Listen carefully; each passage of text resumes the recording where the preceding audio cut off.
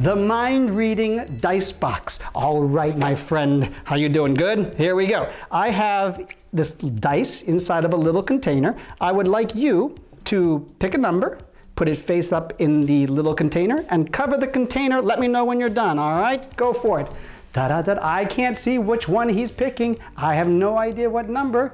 Are you ready? Yeah. Yes. Okay. Now, there is absolutely nothing on this side of the box, right? And there's absolutely nothing on this side. I'm going to put this little container into the big container. I'm going to cover the big container. Nothing going on here. However, I actually believe that your number would be 4. Yeah, I think so. I'm going to show it to you. Let's see here.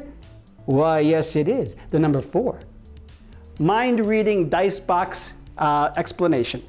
This trick uses all these pieces. There's the little box, the dice, the cover, the big box, and the cover for the big box. Now, how you do this trick is you have your guest pick a number and put it face up in the little box, and then cover the box. This part, you're not looking at what's happening. Then, when you come back, you ask them, hey, there's no way I can see what's inside this box. However, if you find a story that lets you tip this box forward, you will be able to see what number they chose through the cover of the box. So remember, pick a good story and a good excuse to say something like, hey, there's nothing on that side, there's nothing on this side, but you take the small container and you put it inside the big container, cover it with the big cover, and now you really can't see what's going on, but that's okay because you already know what the number is.